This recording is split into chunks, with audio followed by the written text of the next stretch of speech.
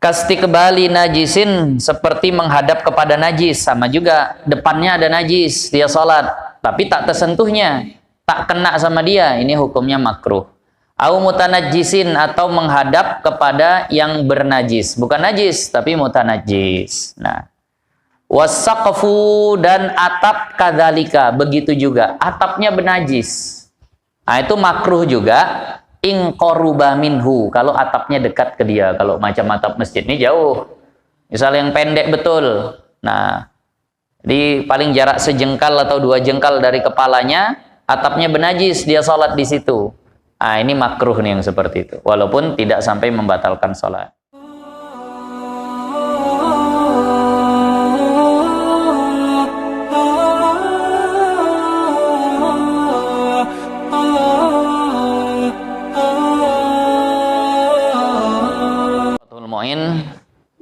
Qala al-mu'allif rahimahullahu ta'ala wa nafa'ana Allahu bihi wa bi barakati 'ulumihi fid dharain. Amin. Masih tentang syarat sah salat yang kedua, yakni suci badan, pakaian dan tempat daripada najis. Suci badan, pakaian dan tempat daripada najis. Nah, apa dalil sholat itu pakaiannya harus bersih daripada najis? Nah, dalilnya adalah liqaulihi ta'ala. Nah, itu sampai situ kita. Berdasarkan firman Allah Ta'ala, wa thiyabaka fatahhir. Nah, dan pakaianmu maka sucikanlah. Karena nanti kaitannya dengan wa rabbaka fakabbir. Wa rabbuka fakabbir. Nah, wa rabbaka fakabbir, dan Tuhanmu besarkanlah. Artinya itu berkaitan dengan sholat. Jadi wasiyabaka fatahhir, dan pakaianmu bersihkanlah. Nah, jadi sucikan ketika hendak sholat. Kan di sini dibilang pakaian. Kenapa badan harus dibersihkan juga? Kenapa badan harus dibersihkan juga? Ya boleh dengan jalur qiyas. Ya kalau pakaian saja yang bisa lepas dari tubuh itu harus suci, apalagi badan yang memang itulah milik seseorang tadi itu, yang tak bisa dipisahkan, yaitu harus suci juga. Nah, juga berdasarkan hadis Syaikhain, riwayat Imam Bukhari dan Muslim. Syaikhain itu artinya 2 syekh. Kalau di bidang hadis, yang dimaksud Syaikhain itu adalah Imam Bukhari dan Muslim. Kalau di kalangan para sahabat disebut Syaikhain itu adalah Sayyiduna Abu Bakar dan Sayyiduna Umar. Kalau di kalangan madhab Syafi'i disebut Syaikhain, 2 orang syekh, siapa maksudnya? Nah, yang dimaksud adalah Imam Rafi'i dan Imam Nawawi. Nah, kalau disebut dalam Syaikhain dalam madhab Syafi'i. Nah, di sini tentang hadis, berarti riwayat Imam Bukhari dan Muslim. Enggak disebut tapi hadisnya di situ ya. Nah, iya. Di Fathul Mu'in tak ada disebut. Di situ ada hadisnya.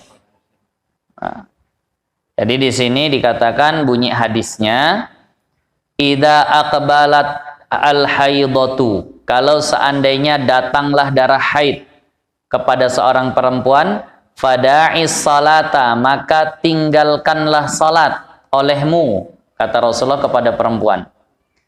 Nah, wa idza adbarat, kalau darah haidnya sudah hilang, sudah berhenti, faghsili angkit dama, maka bersihkanlah darah dari dirimu. Nah, inilah kaitannya ke badan nih. Disuruh bersihkan darah dari diri.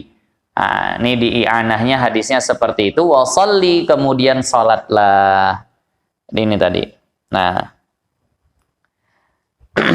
pakaian harus bersih, badan harus bersih berdasarkan ayat Al-Quran dan hadis. Nah, seperti inilah memang cara menyimpulkan hukum, dikumpulkan baru kemudian dimasukkan ke dalam kitab fikih. Jadi kitab kuning, kitab fikih, Fathul Mu'innya kah, Fathul Qaribnya kah, Matla'ul Badrainnya kah, Sabilal Muhtadinnya, itu adalah rangkuman daripada proses pengambilan hukum dari berbagai macam dalil yang sulit dan ruwet itu. kita bukan orang yang bisa memahami seperti itu. Jadi mohon maaf, kelas kita kalau nanya dalil itu sebenarnya masih terlalu cepat karena proses dalil itu nggak sebentar. Jadi mohon maaf, kadang baru lagi belajar, baru lagi seminggu 2 minggu hijrah bahasa orang sekarang, begitu disampaikan hukum, megang Al-Quran tuh nggak boleh kalau tak pakai wudhu. Apa dalilnya? Disangka dalil baca satu ayat, baca satu hadis udah jadi dalil. Itu dibaca seluruh hadis yang berkaitan dengan itu, dibaca seluruh ayat, disimpulkan dengan kaedah usul fikihnya. Nah, kemudian barulah dimunculkan hukumnya seperti ini. Lah dia mau diterangkan sama dia, baru seminggu lagi belajar. Nah, apa dalilnya? Itu ibarat nih ya, kita dulu kan belajar matematika pernah. Ada anak SD, dikasih tahu sama gurunya, nah masih kelas 2 SD, rumus luas segitiga itu setengah alas kali tinggi. Anak SD tadi nanya, nah kok bisa gitu Bu, dari mana jalannya, kok bisa setengah alas kali tinggi? Cemana gurunya mau jelasin sama anak SD itu? Baru mulai belajar, itu kan memang ada, dari mana datang rumus itu kan ada dijelaskan, cuma itu kan tingkat anak kuliahan itu, di buku kalkulus. Ini anak SD yang baru mulai itu, ya udahlah ikut aja dulu. Kenapa aku ngomong pun kok nggak paham kan gitu. Jadi ulama tuh begitu menghadapi kita. Kita ini ibarat depan ulama tuh kayak anak SD. Mana dalilnya? Nanti. Rukun Islam aja masih barusan hafalnya gitu. Udah nanya dalil-dalil tuh gimana? Nanti dikatakan, oh hadis ini hadisnya seperti ini, yang satu seperti ini bertentangan. Metode pertama al-jam'u. Nah, baina riwayat. Yang pertama itu mengkompromikan riwayat. Kalau nggak bisa, barulah nasikh wal mansukh. Kalau nggak bisa, barulah tarjih. Kalau nggak bisa, baru tawakuf. Apa itu? Makanya nggak usah nanya kan gitu. Itulah proses orang ketika ada dalil yang bertentangan sikap para ulama. Tuh gimana mau jelasinya lagi? Akhirnya kan belajar utuh usul fikih kan begitu. Nah, jadi makanya jangan sedikit-sedikit dalil.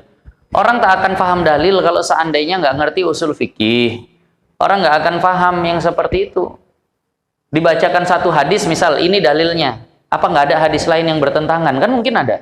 Lalu ketika ada, gimana nyikapinya? Nah, jadi mohon maaf, masih terlalu sedikit ilmunya, jangan cepet-cepet dalil. Bandingannya kayak yang tadi itulah.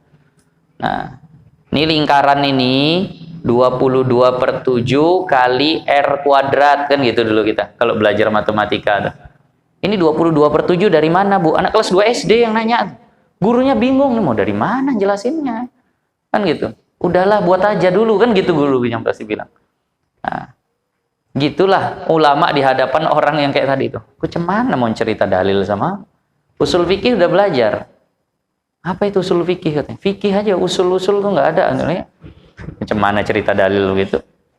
Nah, jadi makanya ini terkadang orang pingin cepet jadi mujtahid. Nah, padahal ilmunya masih sangat sedikit. Ya, maka mohon maaf kalau seandainya ada orang yang bentar-bentar kita tuh beragama Islam ini agama dalil, betul, tapi untuk siapa? Dalil itu untuk siapa? Nah, untuk orang memang orang udah memahami. Kenapa? Kalaupun kita sampaikan ini dalilnya satu hadis, itu kita belum jujur. Kenapa? Apa memang hadisnya hanya satu itu yang berkaitan dengan itu? Kan begitu. Nah, tentang wanita haid nggak boleh masuk masjid. Nah, tentang hadas besar nggak boleh masuk masjid. Rasulullah ada bilang, la uhillul masjida li haidin wala junubin, tidak aku halalkan masjid bagi orang haid dan orang junub. Lalu ternyata Sayyidatuna Aisyah hendak mengambil sesuatu. Lalu kata Rasulullah, ambil aja, sesungguhnya hadasmu itu bukan berada di tanganmu, kan begitu.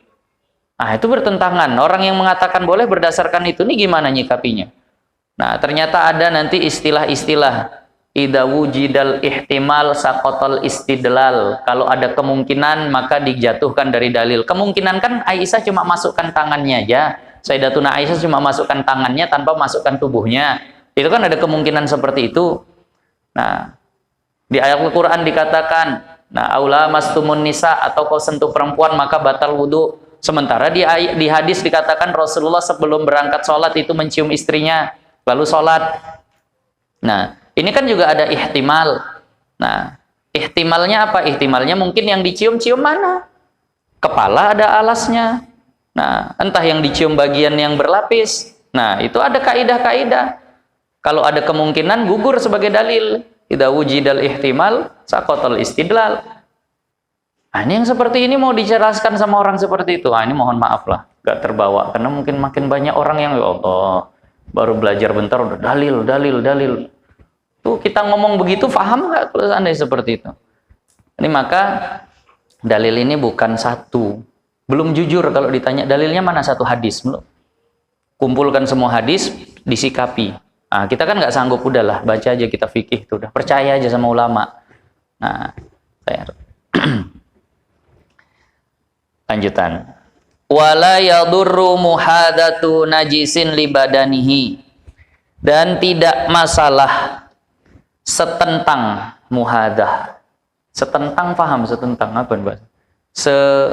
Sejajar, dekat dan sejajar lah begitu. Nah, najisin li badanihi, dan tidak masalah setentangnya, sejajarnya dia dengan najis kepada badannya. Jadi kalau tidak menempel di badan, tidak melekat di pakaian, hanya sejajar saja. Misal di sejadah, di ujungnya itu ada tai cicak, tapi tidak tersentuh, tapi kan sejajar tuh sama tai cicaknya, deket, sejajar gitu. Nah, ini nggak masalah. Nah, ini tidak masalah. Lakin tukrahu, tetapi dimakruhkan. Ya jangan deket-deket juga lah sama najis. Kalau masih bisa jauh, agak jauh sama najis. Nah, itu tadi. Memang beribadah, membaca yang baik-baik di dekat-dekat najis itu tidak sampai haram. Nah, Rasulullah SAW dalam satu riwayat pernah tidur di pangkuan Sayyidatuna Aisyah, dan memang itu di antara yang sering dilakukan baginda Nabi. Nah, jadi buat Pak sunnah tuh, tidur di pangkuan istri. Nah, itu tadi. Nah, jadi kalau ada suaminya begitu jangan dimarahi, Bu. Rasulullah tuh sering begitu, tidur di pangkuan Sayyidatuna Aisyah. Nah, kadang begitu, macam anak lajang aja gitu. Macam masih muda aja, enggak. Rasulullah tuh nikah sama Sayyidatuna Aisyah udah usia 40 lebih. Tapi masih mau seperti itu. Nah, tidur di pangkuan Sayyidatuna Aisyah. Kata Sayyidatuna Aisyah, saat itu sambil tidur Rasulullah baca Al-Quran. Padahal beliau tahu bahwasannya aku masih haid. Berarti kan dekat betul dengan najis. Nah, tapi tak sampai haram. Hanya saja ya itu menunjukkan makruh lah. Kastiqbali najisin, seperti menghadap kepada najis. Sama juga, depannya ada najis, dia sholat, tapi tak tersentuhnya, tak kena sama dia, ini hukumnya makruh. Au mutanajjisin, atau menghadap kepada yang bernajis, bukan najis tapi mutanajjis. Nah, wasaqfu, dan atap kadzalika, begitu juga, atapnya bernajis. Nah, itu makruh juga. In qaruba minhu, kalau atapnya dekat ke dia. Kalau macam atap masjid ini jauh, misal yang pendek betul, nah di paling jarak sejengkal atau 2 jengkal dari kepalanya, atapnya bernajis, dia sholat di situ. Nah, ini makruh nih yang seperti itu, walaupun tidak sampai membatalkan sholat. Bihaitsu, dengan sekira-kira, ukuran dekatnya itu seberapa? Bihaitsu, dengan sekira-kira, yu'addu muhadiyan lahu orfan, dikatakan itu setentang, sejajar lah, karena terlalu dekat tadi itu, maka itu dimakruhkan. Berikutnya, nah, wala yajibu ijtinabun najisi, dan tidak wajib menghindari najis, tidak wajib menghindari najis fi ghairi salah, kalau bukan di dalam sholat. Kalau di luar sholat ada najis, wajib nggak kita hindari? Enggak. Nah, artinya begini, kalau seandainya kita bernajis, ya itu nggak sampai berdosa. Tapi kalau di sholat, jangan sampai bernajis. Kalau di luar sholat, kalau bernajis, itu nggak sampai berdosa. Wa mahalluhu, dan hukum yang seperti ini, artinya tidak berdosa kita kalau bernajis di luar sholat. Perhatikan betul ya. tidak berdosanya kita kalau bernajis di luar sholat fi ghairi tadammuhi bihi, kalau tidak sifatnya itu jadi melumuri diri dengan najis, fi badanin au thawbin. Tapi kalau hukumnya seperti melumuri diri dengan najis, maka ini haram. Artinya apa? Artinya memang ada hajat. Ini mohon maaf begini. Tukang ayam, tukang daging, itu tangannya kan selalu benajis kan? Ya namanya jual ayam, jual daging, jual ikan, pakaian benajis, tangan benajis. Ini kalau ada hajat nggak masalah. Kalau ada hajat tidak masalah. Nah, atau mohon maaf dia berjalan, nah kemudian kakinya terpijak tai ayam. Habis itu dia oles-oleskan. Habis itu tak langsung dia cuci. Ya ini juga nggak masalah. Nah, kenapa? Karena bukan seperti orang yang melumuri dirinya dengan najis. Tapi mohon maaf, kalau seandainya lagi buang air kecil, dengan sengaja dikencinginya kakinya. Nah, habis itu tak disiramnya sampai lama. Ini namanya melumuri diri dengan najis. Kalau yang seperti ini haram, tak boleh. Nah, tapi kalau tak sengaja, tak langsung dibasuh, ya ini tak masalah. Nah,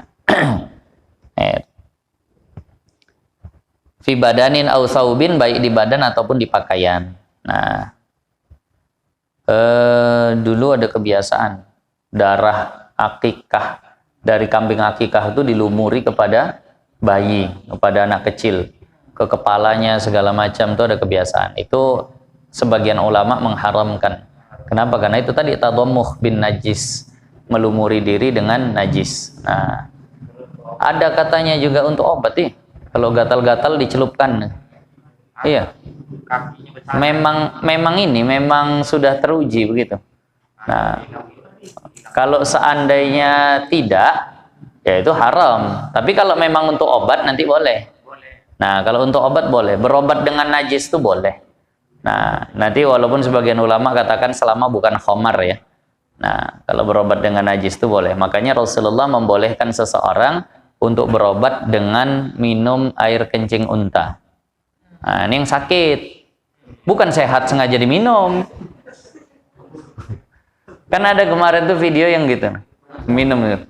Itu kalau seandainya sakit memang dibolehkan. Dan memang kata tabib, kata dokter, itulah obatnya. Bukan sunnah minum air kencing unta, bukan ya. Ini mohon maaf. Kemarin tuh sempat viral, seolah-olah minum air kencing unta itu hukumnya jadi sunnah.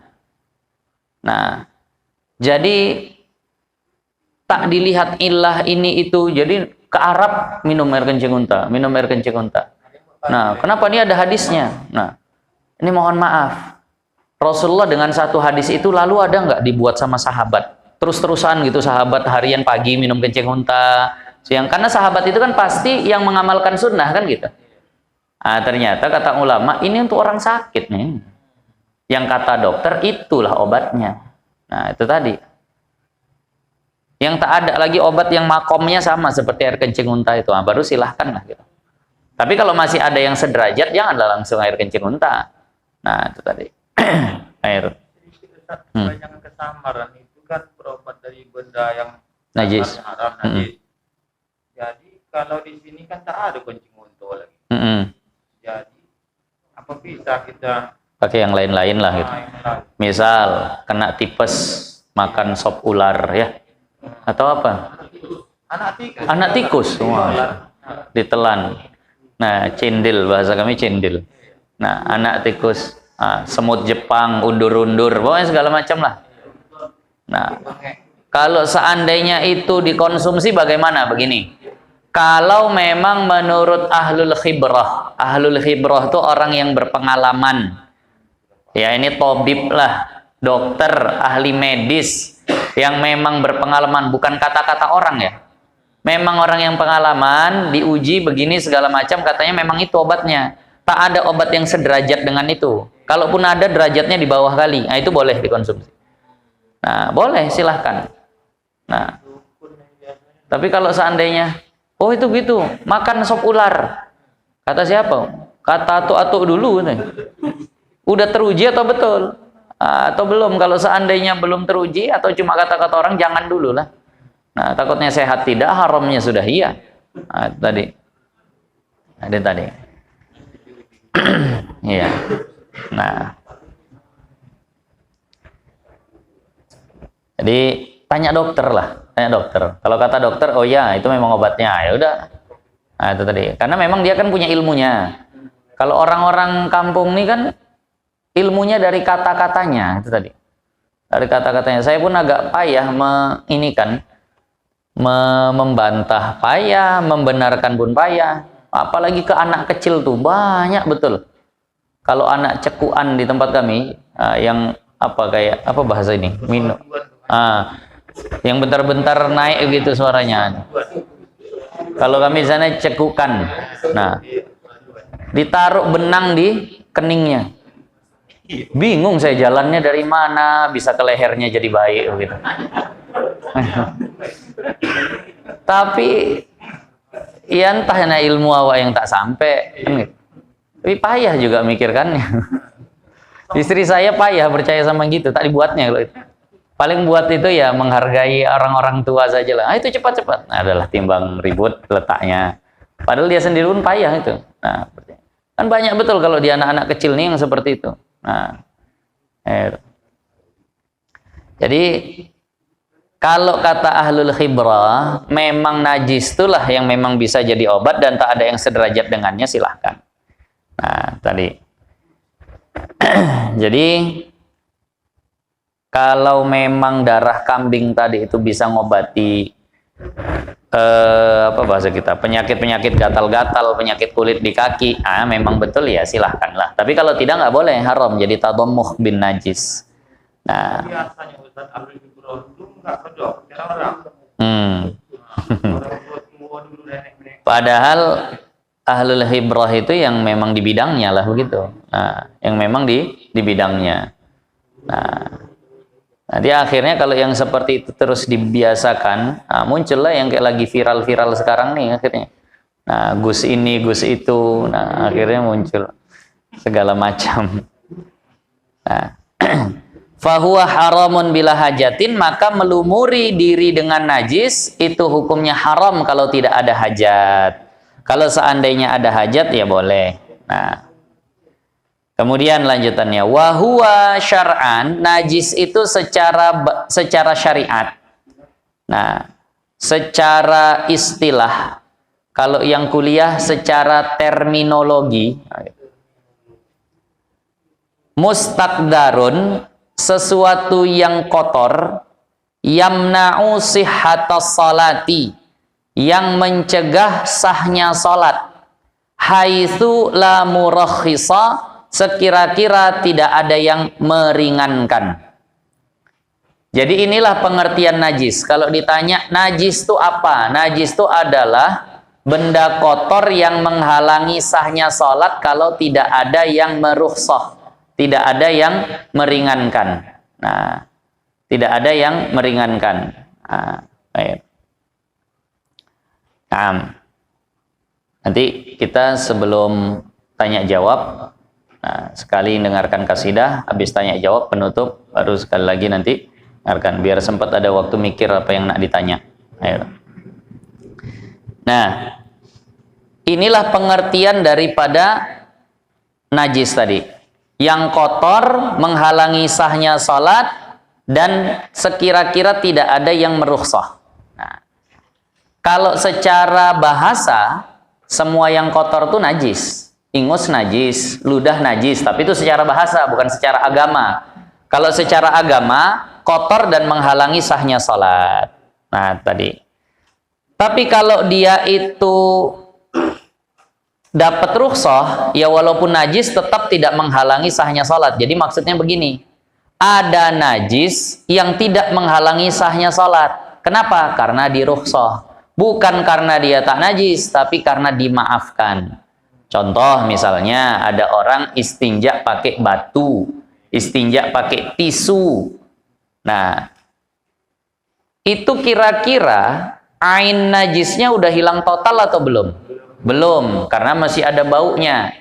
Setelah itu dia berwudu, kemudian dia sholat, sah nggak sholatnya? Sah. Jangan dibilang begini, oh berarti kotoran itu tak najis. Buktinya sah sholatnya. Bukan, dia tetap najis. Hanya saja dapat rukhsah. Nah, keringanan. Jadi kalau ada orang istinja pakai tisu, istinja pakai batu, kemudian wudhu, kemudian sholat, sah sholatnya. Kalau jadi imam boleh nggak nih? Boleh nggak Pak Isa jadi imam? Boleh. Boleh, tak ada masalah. Walaupun makmumnya istinjanya pakai air. Nah, tak ada masalah. Nah, itu tadi. Boleh dia jadi imam.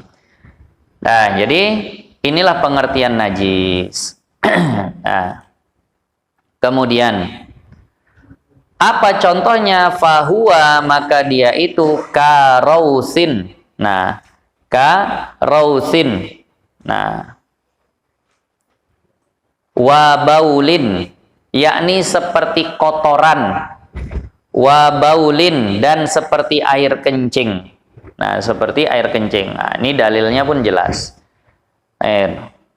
Kalau kotoran itu hadis riwayat Imam Bukhari, ketika Rasulullah mau istinja, didatangkanlah sama sahabat. Mungkin tak sengaja lah. Mungkin tak sengaja. Yang dikasihkan 3. 2 batu, satunya kotoran kering, tai onta kering. Karena udah kering kali mungkin jadi kayak batu. Rasulullah mau istinja, dikasih itu. Dipakai 2, yang satu ditolak sama Rasulullah. Kata Rasulullah, hadariksun.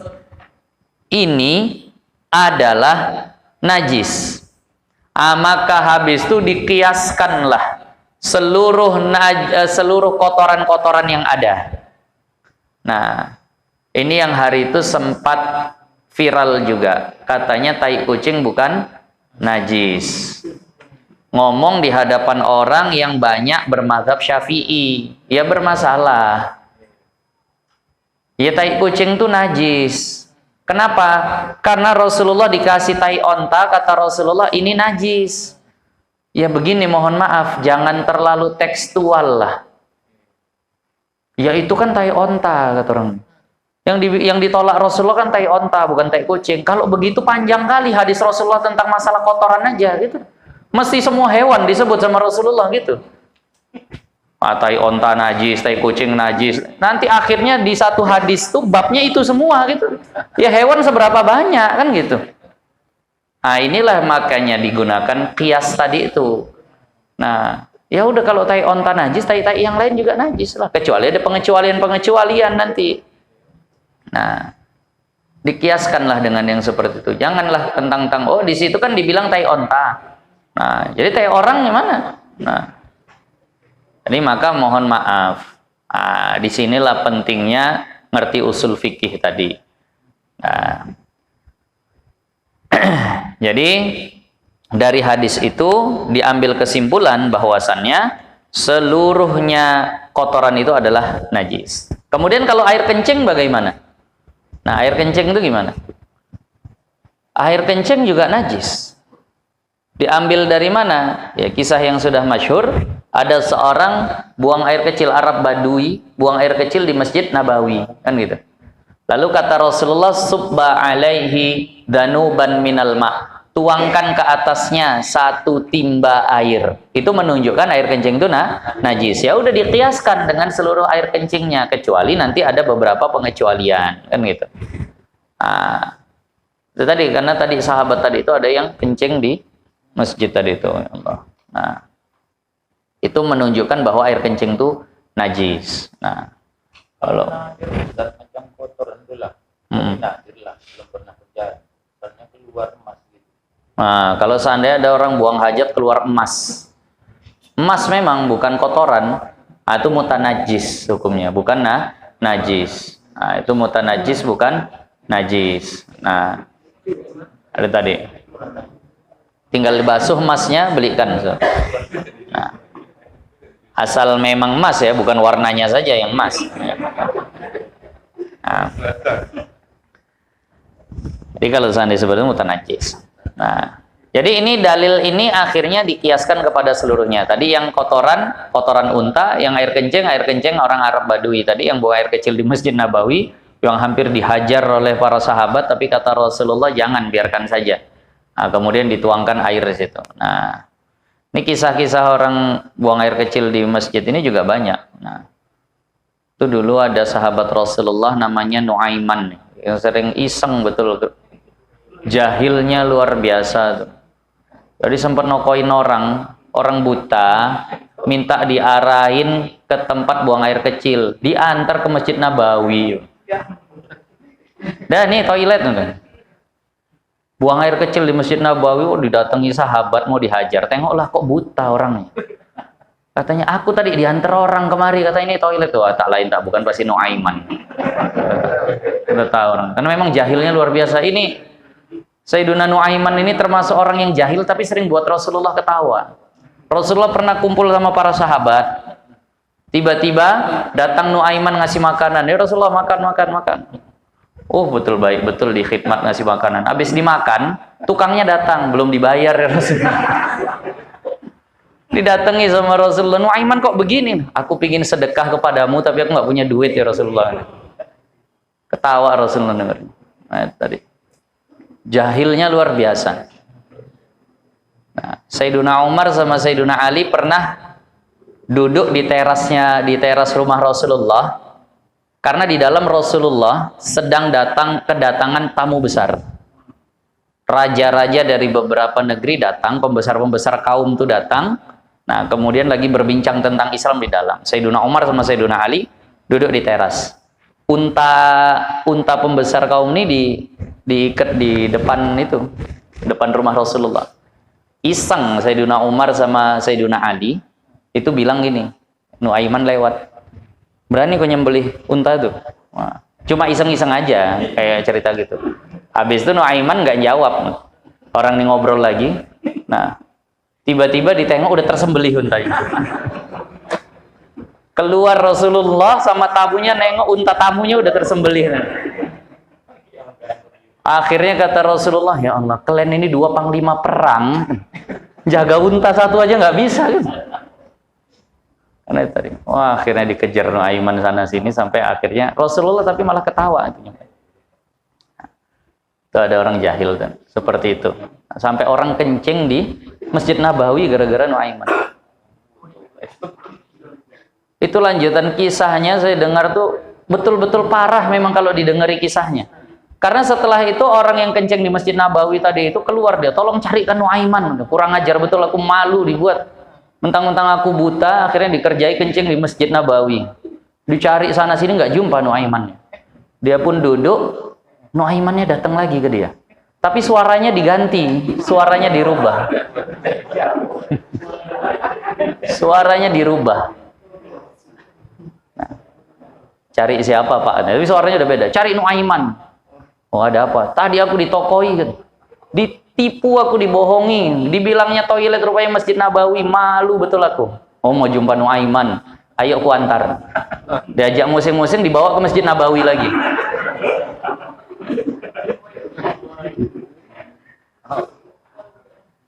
Ini kisah dari waktu di Azan dulu di Bogor itu udah diceritakan oleh beberapa guru-guru kami. Nah, jadi saat itu dibilang, bapak kalau jumpa Nuaiman mau diapain? Mau kupukul pakai tongkatku ini. Diantar ke belakang Sayyiduna Utsman bin Affan. Jadi kata Nuaiman, nah itu yang lagi sholat di depanmu tuh Nuaiman tuh. Dia pura-pura soleh. Dia sholat, nah, pukul aja, hajar aja. Dipukuli Sayyiduna Utsman. Saat itu Sayyiduna Utsman udah jadi khalifah.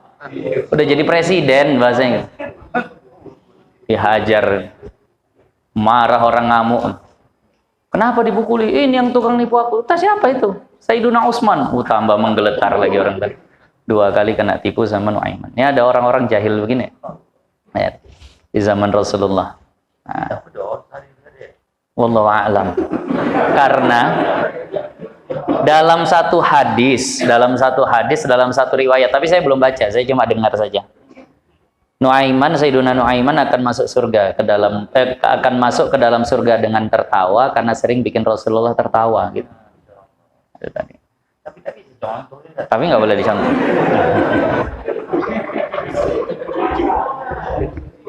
Saya dengar ceritanya, kok sampai ada yang setingkat itu sahabat Rasulullah. Tapi itulah macam-macamnya manusia.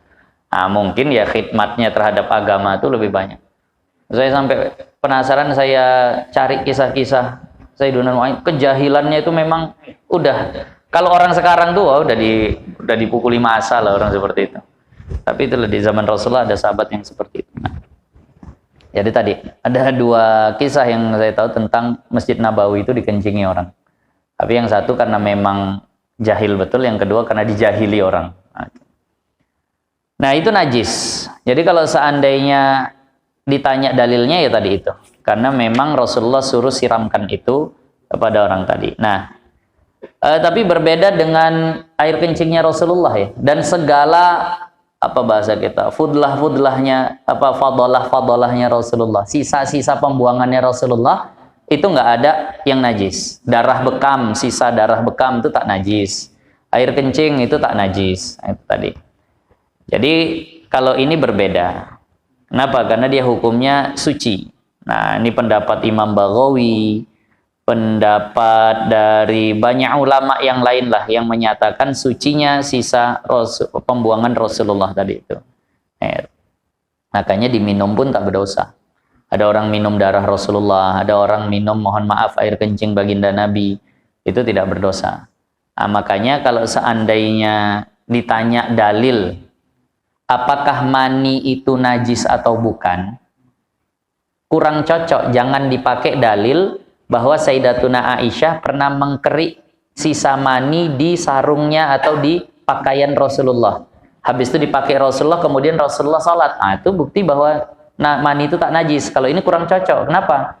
Kalau di Rasulullah jangankan mani, air kencingnya aja bukan najis. Jadi jangan itu yang dijadikan dalil. Tapi yang dijadikan dalil adalah hadis yang diriwayatkan oleh Sayyidina Anas bin Malik, bahwasannya ada seorang sahabat bertanya kepada Rasulullah, "Ya Rasulullah, kami sholat sementara di sarung kami, di celana kami itu ada najis, ada maninya. Boleh nggak kami sholat dengan itu?" Kata Rasulullah, "Fa innahu bimanzilatil busaq wal makhat." Dia itu posisinya kayak air ludah sama air ingus. Menjijikkan tapi bukan najis. Nah, ini baru tepat. Kenapa? Karena maninya orang, bukan mani Rasulullah. Kalau mani Rasulullah dijadikan dalil tak cocok, karena memang beda khususiyah kepada diri baginda Nabi. Diri baginda Nabi itu bersih, suci.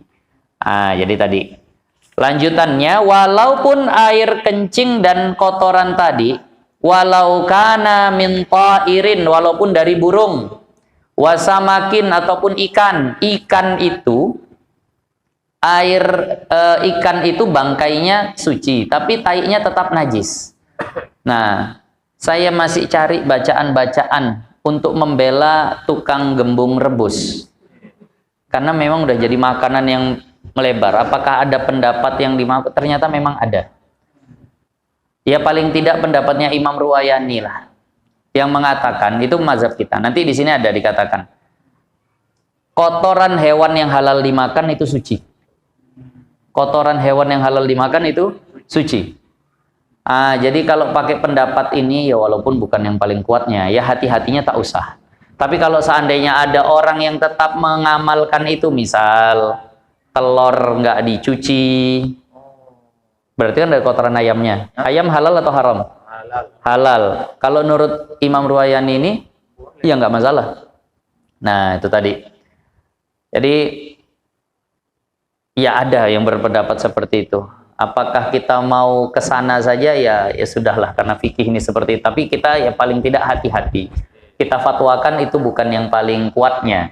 Nah, itu bukan yang paling kuatnya. Nah, karena pendapat yang paling kuat, kotoran hewan yang halal dimakan pun tetap najis. Tapi ada pendapat 2 ulama yang tertulis dalam kitab Fathul Mu'in ini. Di sini nanti kita sambung sedikit lah. Wajaradin, walaupun dari belalang, tetap najis tuh kotoran sama air kencingnya. Wa mala nafsalahu sa'ilatun, dan yang tidak mengalir darahnya. Nah, kecoa punya kotoran, punya kencing, yaitu tetap najis. Tai cicak, walaupun itu hewan kecil yang nggak mengalir darahnya, tetap najis. Au min makulin, ataupun dari hewan yang halal dimakan. Lahmuhu, makulin lahmuhu atau lahmihi barisnya? Lahmuhu. Nah, berarti ada naibul fa'il. Min ma'kulin lahmuhu. Nah, ataupun yang dimakan dagingnya alal asah. Ini pendapat yang paling kuat. Nah, ini yang lanjutannya saya sampaikan. Qala Istikhari, berkata Al-Imam Istikhari wa Ruwayani, dan Imam Ruwayani, min a'immatina, dari ulama-ulama kita mazhab Syafi'i. Nah, apa yang mereka katakan, pendapat mereka berdua ini, kedua ulama ini adalah ulama mazhab Syafi'i. Kedua pendapat ulama ini sama seperti Kamalikin, sama seperti Imam Malik, wa Ahmada, dan sama seperti Imam Ahmad. Apa pendapatnya? Innahuma, bahwasannya keduanya, yakni air kencing dan kotoran, tahirani, dua-duanya itu suci, minal ma'kuli, dari hewan yang halal dimakan. Itu dari hewan yang halal dimakan. Jadi ada pendapat yang seperti itu. Udahlah, kalau mau makan gembung rebus, pakai yang ini silahkan. Kalau telur belum dicuci, pakai ini silahkan. Tapi bukan ini yang difatwakan. Kita fatwa pakai yang ashah, yang paling kuat. Tapi kalau seandainya ada orang gitu, jangan langsung bilang, oh berdosa masuk neraka. Enggak juga lah. Karena ada pendapat yang seperti itu. Nah, tapi bukan itu yang difatwakan bagi saya. Nah, jadi tetap dikatakan najis. Nah, jangan dimakan. Oh, tapi begini begitu. Ya, kalau sudah tak bisa terelakkan lagi, adalah memang yang menggunakan yang berpendapat bukan pendapat paling kuatnya tadi. Kejadiannya gini Ustaz, ini kan ada sop kambing, yang banyak, dalam kuali. Waktu makan tuh, aponya ada salah satu tinggal sebiji, teponya jauh aja gitu. Nah ini taiknya masuk sebiji, buanglah. Yang ini tadi yang makan, jadi sisanya tuh apa tidak mubazir kalau buang. Kalau udah kayak gitu, udah pakai yang ini aja lah. Sop satu kuali besar, rupanya ada kotoran kambingnya masuk situ. Ikut pendapat yang kuat gimana? Benajis kan gitu. Nah, sementara kalau dibuang mubazir betul tuh. Udahlah pakai yang ini aja, tak apa-apa lah Pak Isa kalau begitu. Ada itu tadi. Kalau dibuang pun ya tak masalah juga kalau mau ambil yang ini. Nah, tapi ya timbang-timbang lah. Tamu udah datang semua. Nah itu kalau punya sendiri ya udahlah, campakkan tak masalah. Tapi kalau seandainya untuk orang banyak, tak sempat lagi masak. Nah, tapi ya kalau mau seperti itu ulang masak lagi lah kalau memang kuat ininya. Tapi kalaupun tidak, ikut Imam Ruwayani, Imam Istikhari ini ya udah tak masalah. Nah, akan datang nanti walau rasat.